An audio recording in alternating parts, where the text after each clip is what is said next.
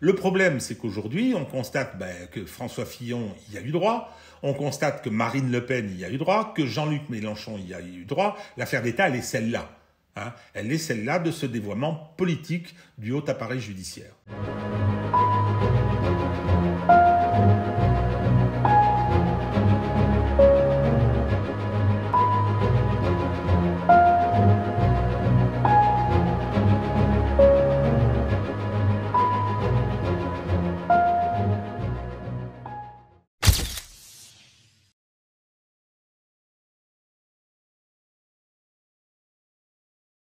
Alors, c'est une affaire qui porte sur des faits qui seraient intervenus, j'utilise naturellement le conditionnel, qui seraient intervenus pendant la campagne électorale de 2007.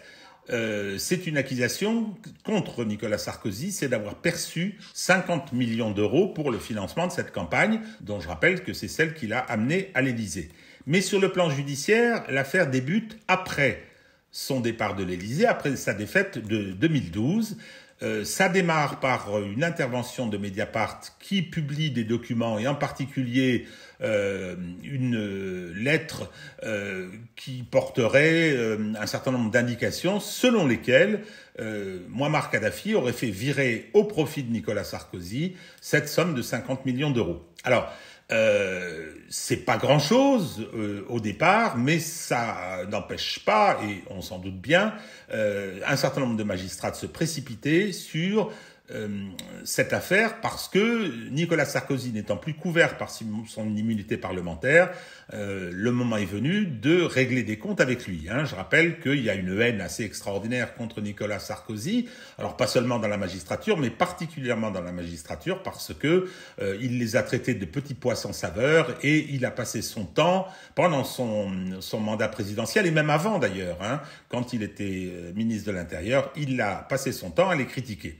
Bon, donc nous avons une information judiciaire qui est ouverte, c'est-à-dire qu'il y a 2 juges d'instruction qui sont nommés, Serge Tournaire et Aude Burézy. Je vais qualifier Serge Tournaire de fournisseur officiel de mise en examen à Nicolas Sarkozy, puisqu'il il a été à l'origine d'un certain nombre. Aude Burézy, c'est celle qui a, avec Serge Tournaire, a officié dans le raid judiciaire du printemps 2017, qui a permis la liquidation de la candidature de François Fillon à la présidentielle, dont il était d'ailleurs le favori. Bien.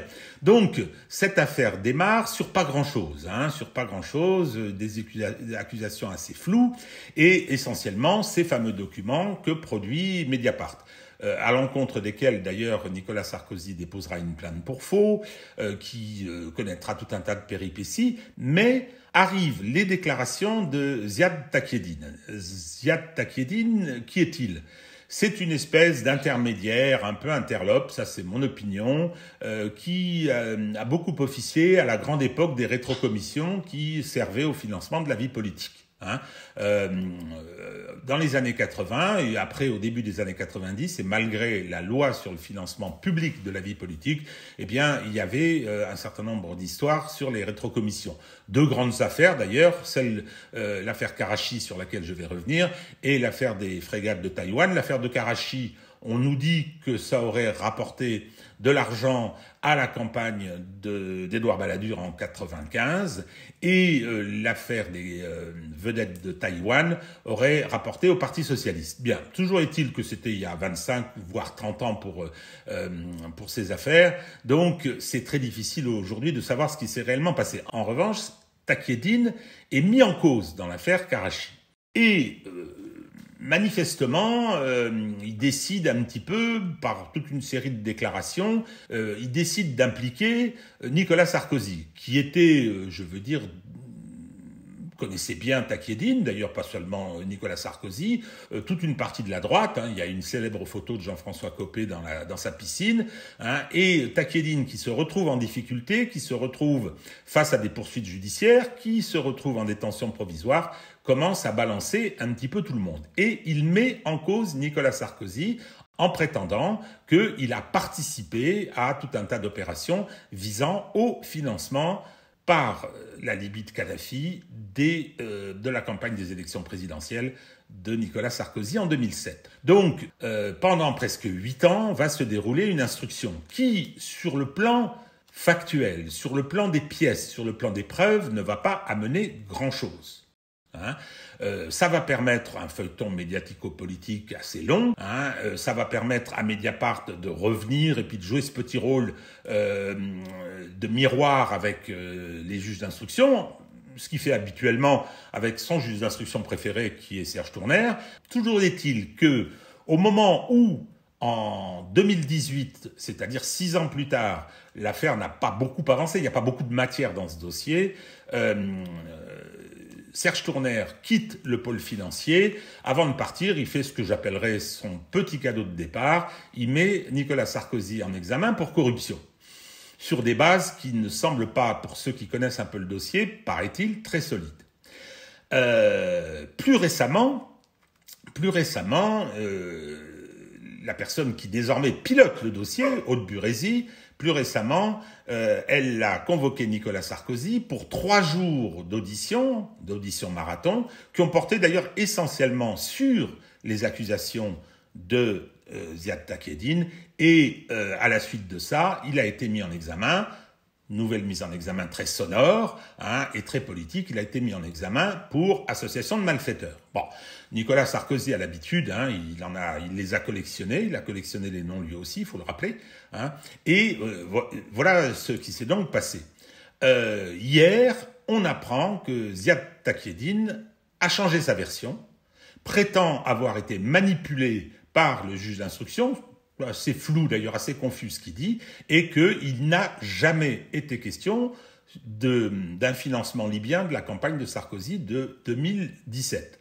Alors, c'est bizarre, parce qu'il a beau dire qu'il a été manipulé et il nomme le juge par le juge Tournaire. Ce qui est bizarre, c'est que effectivement ce changement de celui qu'on appelle Monsieur Zigzag arrive maintenant. Alors pourquoi est-ce qu'il arrive maintenant et pourquoi est-ce que on peut lui donner peut-être plus de crédit qu'à ses implications précédentes? Je pense que Ziad Takieddine a spéculé sur le fait que dans l'affaire Karachi, où indiscutablement il a servi d'intermédiaire à des opérations de rétrocommission, je pense qu'il a spéculé sur une forme de mansuétude.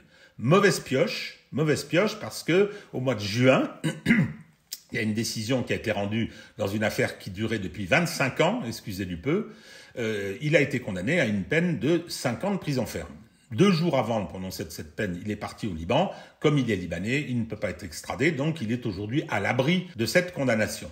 Est-ce que c'est pour ça qu'il change sa version et qui dit aujourd'hui la vérité, ou pas la vérité d'ailleurs? Je pense que c'est quand même très directement lié. Il a dû être assez déçu du comportement qu'a eu la justice vis-à-vis de lui. Ça, c'est pour l'explication concernant ce revirement. Alors, maintenant, quelle portée peut-il avoir? Je veux dire, on vient nous dire aujourd'hui, j'ai vu que Mediapart disent « Ah, mais non, il y a plein d'autres éléments dans le dossier, ça ne repose pas que sur les déclarations de Takieddine, il faut être sérieux. » Les deux piliers de l'accusation, et qui ont permis une instruction qui n'a été qu'à charge, comme d'habitude, c'est-à-dire qu'on viole la loi, on ne fait pas instruction à charge et instruction à décharge, comme la loi l'exige. Pour les magistrats instructeurs, on n'a fait qu'une instruction à charge, mais l'accusation repose précisément sur ces deux piliers. Le document produit par Mediapart et deuxièmement, les déclarations de Takieddine. Dès lors que Takieddine change son fusil d'épaule et revient sur ce qu'il avait dit auparavant, ça ébranle quand même considérablement le dossier. Là, j'interviens sur l'aspect judiciaire. C'est quand même un événement assez important qui s'est produit sur ce plan judiciaire que ce changement. Alors j'ai ma propre explication, elle m'est personnelle. Attends, je n'ai pas d'éléments concrets me permettant de dire qu'il a été manipulé, permettant de dire qu'on lui a proposé des deals. Alors je le crois un peu dans la mesure où très récemment le Point a révélé une chose assez curieuse, c'est un déplacement de Serge Tournaire en Libye pour rencontrer des gens impliqués dans ce soi-disant financement, et Serge Tournaire aurait proposer à des témoins de leur assurer une immunité judiciaire en contrepartie de mise en cause de Nicolas Sarkozy. C'est pas moi qui le dis, hein. Moi, je diffame personne, je dis simplement ce que j'ai lu très exactement dans Le Point. D'ailleurs, c'est assez intéressant de voir que sur toutes ces affaires qui concernent Nicolas Sarkozy, mais pas seulement, qui concernent la droite, un certain nombre de journaux qui, au début, traitaient ce dossier avec gourmandise, parce que la chasse au Sarkozy était devenue un sport national, sont aujourd'hui non seulement beaucoup plus prudents, mais beaucoup plus accusateurs. Je pense, par exemple, au Journal du Dimanche avec Hervé Gattegno, ou je pense au Point avec Marc Le Plongeon.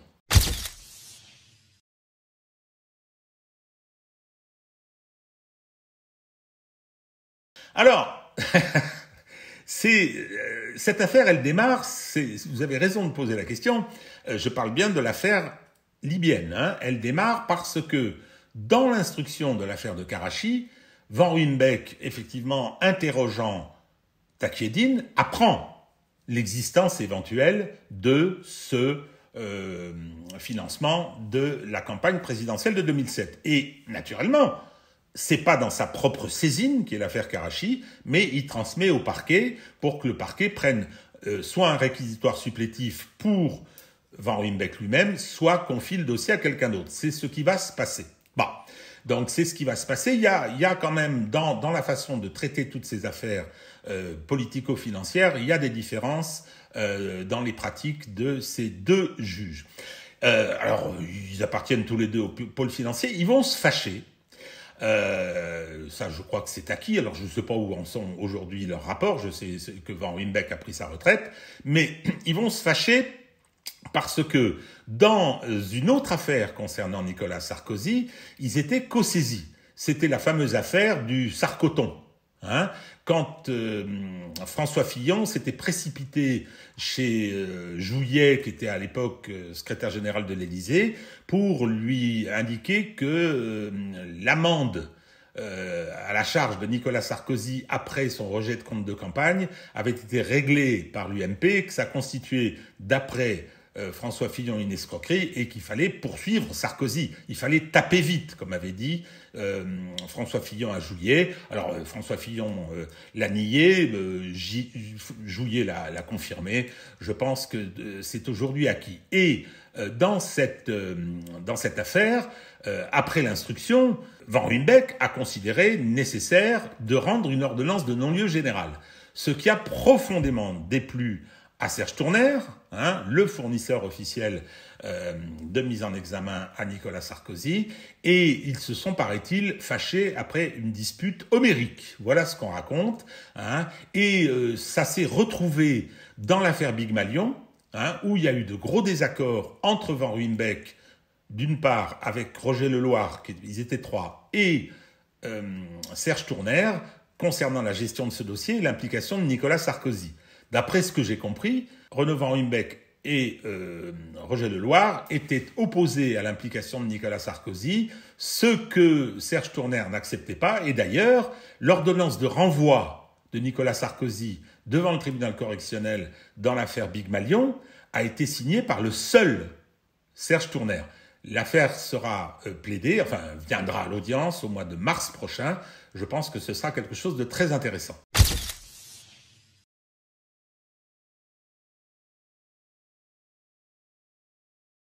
Elle est très importante dans la mesure où elle met le doigt sur quelque chose, alors que sur une question sur laquelle j'ai longuement travaillé, j'ai longuement écrit, puisque aujourd'hui, on était le 11 novembre hier, aujourd'hui 12 novembre, devait être publié un livre que j'ai écrit qui s'appelle « Une justice politique » avec comme sous-titre « Des années Chirac au système Macron, histoire d'un dévoiement » où je raconte et je pointe tout ce qui s'est produit depuis une vingtaine d'années avec cette politisation de la haute fonction publique judiciaire et avec cette instrumentalisation qui a été essentiellement le fait dans la dernière période des socialistes et surtout de François Hollande.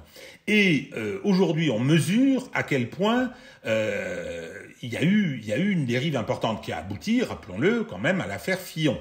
Alors au début, Quand il y a eu l'affaire Fillon, il y avait eu un petit peu comme beaucoup de gens avaient intérêt à ce que Fillon soit battu. Il y avait eu une espèce de consensus pour ne rien dire, mais avec ce qui s'est passé au mois de juin et la déposition d'Éliane Houlette devant la commission parlementaire d'enquête, reconnaissant quasiment la manipulation politique, les choses ont aujourd'hui un peu changé. Et là, avec le revirement de Takieddine, c'est un peu un coup de tonnerre. C'est-à-dire que c'est une nouvelle fois, après ce qui s'est produit au mois de juin, je répète, il y a eu ce que j'appelle les aveux d'Éliane Houlette, il y a eu le comportement de Madame Champrenault, il y a eu également les déclarations de Jean-Michel Ayat, et il y a eu cette fameuse enquête de 6 ans pour savoir quelles étaient les possibilités qu'il y ait eu une fuite prévenant Nicolas Sarkozy qu'il était sur écoute dans l'affaire Takieddine, qu'il était sur écoute et qu'il avait amené à utiliser un téléphone au nom de Paul Bismuth. Donc, aujourd'hui, on commence à bien mesurer que nous avons un problème. Nous avons un problème, on retrouve toujours les mêmes acteurs judiciaires, on a toujours des rebondissements de cette nature, et ça fait quand même quelques années que ça dure, et en particulier avec cette cible principale qui est Nicolas Sarkozy. Mais ça jette un éclairage un petit peu préoccupant concernant l'année 2021 qui va être une année préélectorale. C'est-à-dire que si l'appareil judiciaire, on le mesure de plus en plus, est capable d'intervenir, et il l'a fait, il a faussé l'élection présidentielle de 2017, quoi qu'on en dise, eh bien, s'il a cette faculté d'intervenir, s'il a pris cette mauvaise habitude, on peut craindre pour l'élection présidentielle de 2022. Vous avez 2 candidats quasiment déclarés, vous avez Marine Le Pen et vous avez Jean-Luc Mélenchon. Comme par hasard, les 2 sont concernés par des affaires judiciaires pendantes. C'est-à-dire qu'il y en a 2 concernant Marine Le Pen et il y en a une concernant Jean-Luc Mélenchon après la fameuse perquisition où il avait déclaré que sa personne était sacrée. Donc ça donne toute l'attitude pour relancer des manipulations et on sait que ça peut se produire puisque c'est ce qui s'est passé en 2017. Alors, est-ce que l'affaire Takieddine et l'émotion qu'elle provoque, je pense que ça va retomber parce que il y a la gestion de la pandémie, mais ça va revenir. L'année prochaine, il y aura plusieurs affaires qui vont être examinées à l'audience, non plus à l'instruction, mais cette fois-ci à l'audience. Je pense à l'affaire Big Malion, je pense à l'affaire des sondages de l'Élysée, il y aura l'appel de Bernard Tapie qui a été renvoyé au mois de mars, il y aura également probablement l'affaire Guérini d'ailleurs, qui est moins médiatique aujourd'hui qu'elle ne le fut et qui ne concerne que Marseille, mais je pense que nous aurons de nouveau des débats et que cette question de l'instrumentalisation politique de la justice doit être abordée. C'est ce que j'ai voulu faire en apportant ma petite pierre avec la publication prochaine de ce livre.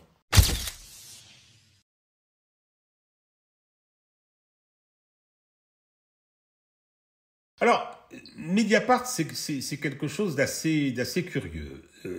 Il y a 2 aspects. Il y a un aspect journalisme d'investigation, c'est-à-dire qu'ils ont fait leur succès là-dessus, leur succès quand même particulier, parce que c'est un des seuls médias numériques qui ait réussi sur le plan économique à s'en sortir. Moi, j'ai ma petite explication. Je pense que le détournement de 4 millions d'euros de TVA au début a permis de constituer un fonds de roulement qui a été bien utile. Il y a eu également la protection du Parti socialiste qui a tout fait pour lui éviter à Mediapart et à Edwy Plenel les problèmes liés à cette histoire de TVA où je rappelle qu'il s'était auto-attribué, en violation de la loi, il s'était auto-attribué un taux de TVA qui lui était propre. C'est quand même assez extraordinaire pour quelqu'un qui passe son temps à donner des leçons de respect de la loi. Alors, il y a ce côté journalisme d'investigation où il y a une concurrence avec le Canard enchaîné. Et puis, il y a également le rôle d'une espèce de parquet privé, c'est-à-dire que, ce qui est assez extraordinaire d'ailleurs, hein, c'est-à-dire qu'ils font des enquêtes, ils sont destinataires de documents et ils lancent des opérations. Rappelons ce qui s'est passé avec Cahuzac. C'est eux qui ont tout lancé, et au bout d'un moment, comme ils trouvaient que la procédure judiciaire ne s'ouvrait pas assez vite, Edwy Plenel avait signé un courrier directement au procureur en disant voilà, qu'est-ce que vous attendez, enfin, etc., etc. Donc, il y a ce côté un petit peu parquet privé que je trouve personnellement gênant. C'est pas le boulot des journalistes de faire ça, et bien évidemment, on voit une connivence, on voit des convergences avec ces magistrats qui oublient certains aspects de leur mission, l'instruction à décharge par exemple, hein, et on a des espèces d'allers-retours, on a des petits jeux un peu délétères. Si vous allez dans ces dossiers, ce qui m'est arrivé, si vous allez dans ces dossiers qui sont au pôle financier ou au parquet national financier, vous trouvez très souvent des articles de presse qui sont à la relance, articles de presse sur la base desquels, par exemple, les magistrats demandent des réquisitoires supplétifs. Donc, il y a ce rôle un peu général qu'accepte de jouer Mediapart. Et puis, dans l'affaire Takieddine, dans l'affaire du financement libyen, je ne sais pas comment on doit l'appeler, et là, c'est très net. C'est très net, ils sont à l'origine de cette affaire, et dès qu'il y a une difficulté, dès qu'un autre organe de presse s'interroge sur le comportement de tel ou tel magistrat, immédiatement ils viennent à son secours, ils relancent l'affaire, ils reproduisent un certain nombre de choses, hein, et d'ailleurs ça n'a pas raté. Après le revirement de Takieddine, un journaliste de Mediapart est immédiatement monté à l'assaut pour dire mais non, pas du tout, il y a tout ce qu'il faut dans le dossier, il y a bien d'autres choses, etc. Ce qui n'est pas tout à fait exact, mais enfin c'est le jeu, hein, c'est assez normal qu'il fasse comme ça. Donc, Mediapart, dans cette affaire, bénéficie d'un statut spécial. C'est une forme de parquet privé public. Hein, c'est-à-dire que là, le secret de l'enquête et le secret de l'instruction n'est pas opposable à Mediapart.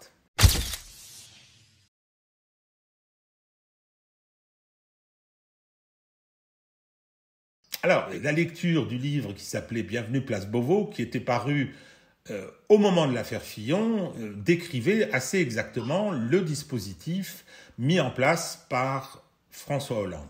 Il y avait une peur du retour de Sarkozy et il y avait la volonté de le mettre sous surveillance judiciaire et, si possible, de lui porter des coups. Alors, est-ce que cette affaire précisément est une affaire d'État ? Non, elle procède d'un ensemble qui, lui, est une affaire d'État, c'est-à-dire qu'on a une volonté, on a eu une volonté du pouvoir socialiste à l'époque, parce que Emmanuel Macron, lui, laisse les choses se passer. Hein. J'ai pas l'impression que il y ait cette fois-ci, concernant Nicolas Sarkozy, concernant d'autres, si, il y a des interventions. Mais là, je suppose qu'il n'y a pas d'intervention concernant Nicolas Sarkozy. L'affaire suit son cours. Mais au départ, c'est bien la volonté, avec l'arrivée de François Hollande à l'Élysée, la volonté d'instrumentaliser la justice à des fins politiques pour l'affaiblir. Ils y parviendront. Je pense que la défaite lourde de Nicolas Sarkozy à la primaire de la droite fin 2016 est aussi, pas seulement, hein, je crois qu'il y avait un rejet de sa personne aussi, on l'a bien vu, mais il y avait les conséquences de la multiplication des affaires dont il a été l'objet, et j'ajouterais la victime, parce que Bettencourt non-lieu, paiement de l'amende pour le compte de campagne non-lieu, Big Malion, toute une série de mises hors de cause, enfin bon, ça finit par faire beaucoup, j'en oublie, je suis sûr que j'en oublie, hein, mais il y a eu véritablement cette volonté concernant Nicolas Sarkozy. Le problème, c'est qu'aujourd'hui, on constate que François Fillon y a eu droit, on constate que Marine Le Pen y a eu droit, que Jean-Luc Mélenchon y a eu droit. L'affaire d'État, elle est celle-là. Hein. Elle est celle-là de ce dévoiement politique du haut appareil judiciaire.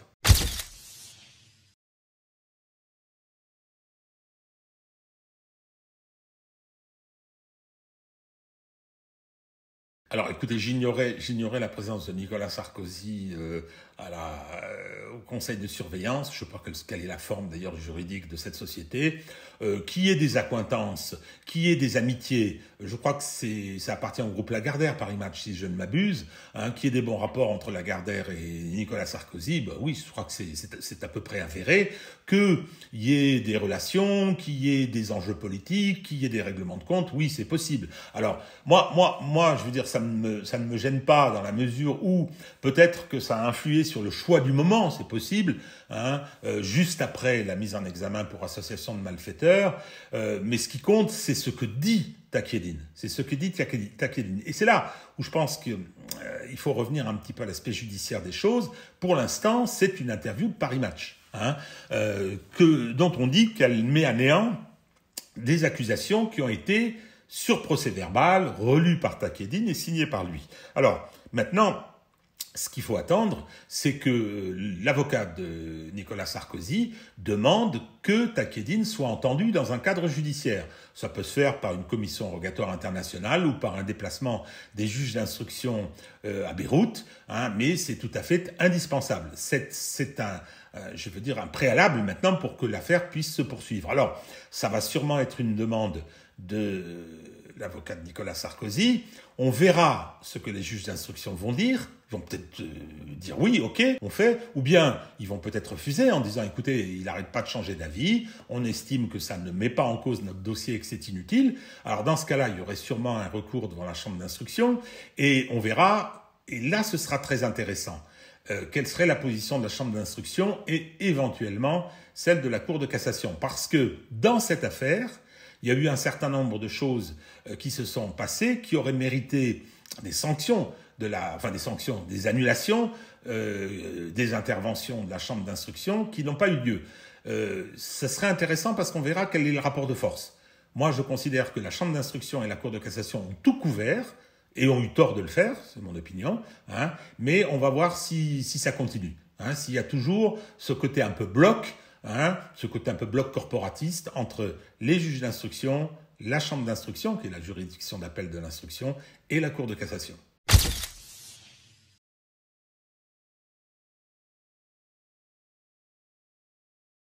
Ah non, parce que c'est arrivé après. Je pense que sa défaite, c'est une victoire par défaut de François Hollande. Il y avait un vrai rejet de Nicolas Sarkozy. Rappelez-vous les écarts au mois de janvier. On était à 60-40, 60% pour François Hollande. Alors, ça se terminera par un petit 51-49, mais c'est classique, c'est toujours comme ça que ça se passe. Mais je pense que quoi qu'il en soit, même malgré les affaires, Nicolas Sarkozy aurait perdu. Puis je rappelle qu'il n'y a pas eu d'affaires directes le concernant pendant son mandat. Il est couvert par l'article 67 de la Constitution, c'est-à-dire l'immunité présidentielle. Il y a eu une affaire indirecte qui a concerné les fameux sondages de l'Élysée, où un certain nombre de collaborateurs ou de prestataires de Nicolas Sarkozy ont été pris en otage. Quel était le juge d'instruction? Serge Tournaire. Je dis ça au passage, une fois de plus. Donc cette affaire sera, elle, jugée au mois d'octobre. Mais en dehors de celle-ci, qui concernait Patrick Buisson, qui concernait Emmanuel Mignon, etc., j'ai plus tous les noms en tête, ne concernait pas directement Nicolas Sarkozy, qui ne pouvait pas être mis en cause. Donc tous les ennuis judiciaires de Nicolas Sarkozy ont commencé dès lors qu'il n'avait plus cette immunité parlementaire.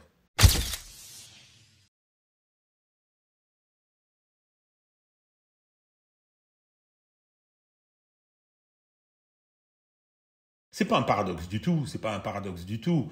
C'est que ce dévoiement est quelque chose de grave pour une démocratie. Moi, si vous voulez, cette instrumentalisation de la justice à des fins politiques, je pense que c'est quelque chose de profondément délétère.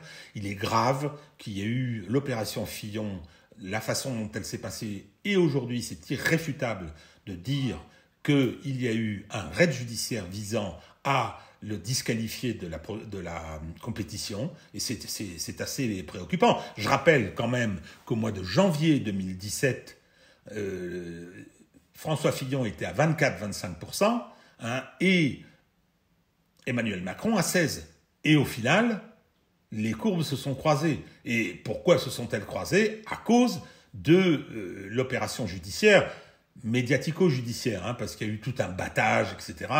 Et puis François Fillon s'est très mal défendu. Il n'empêche quand même que c'est un fait important dans l'histoire démocratique française. Et je trouve ça très gênant.